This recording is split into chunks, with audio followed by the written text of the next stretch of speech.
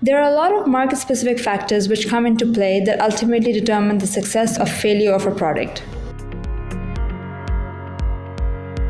Hello world, this is BetterTech, a podcast where we chat with some of the most successful leaders about the latest industry developments. So join us as we explore the world reliant on tech. This episode is brought to you by Techcell, a leading software development company. Check them out at techcell.com.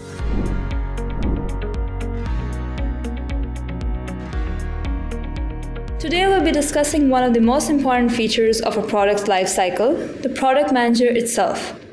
Without the product manager's strategic vision, execution roadmap, and user understanding, you cannot expect the product lifecycle to possess the same level of detail, the user science and empathy, and so you can never really be sure of your product's success.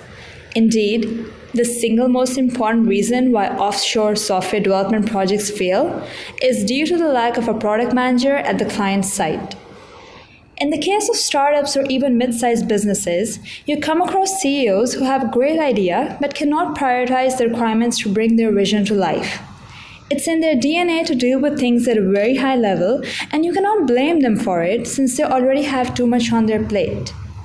Besides product development, they're equally concerned with other aspects of a business, example, marketing their product, bringing in quality leads, closing deals, handling procurement, and managing finances.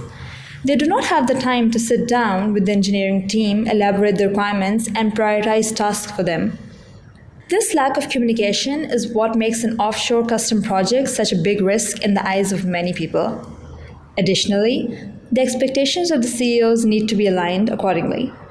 CEOs hope that the offshore team that they outsource their project to would somehow magically get what's inside their head and build that product for them. We have personally come across many CEOs who want to outsource their projects and believe that their idea can be communicated in just one sales call. This is an illusion that gives birth to many misconceptions. The fact of the matter is that such people who can envision the product idea as per the CEO's requirements in just one or two calls do not exist. It is therefore the product managers who bridge this gap between expectations and reality. And I cannot stress this enough that these product managers must not be based offshore.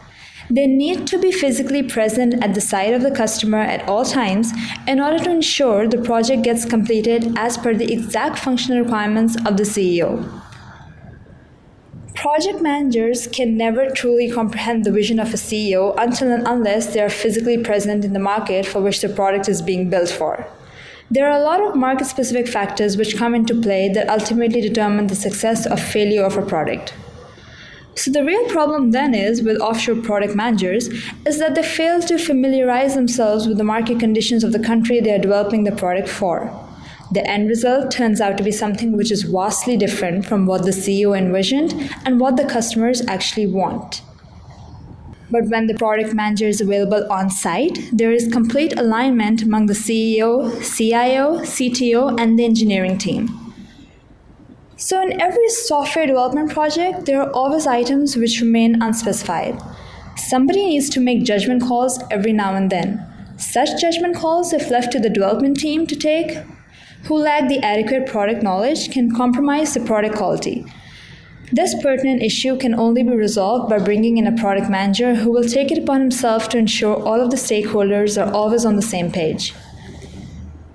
So now that we have established just how important the job of a product manager is, we know that having on-site product managers is a win-win situation both for the product development company as well as for the offshore team. If a company has its own product manager, great. If it doesn't, then request the outsourcing software development firm to place one of their product managers on your site to ensure that the product meets the requirements, has the desired quality, gets delivered on time, and does not exceed the allocated cost. And this wraps up our episode for today. Tune in next time.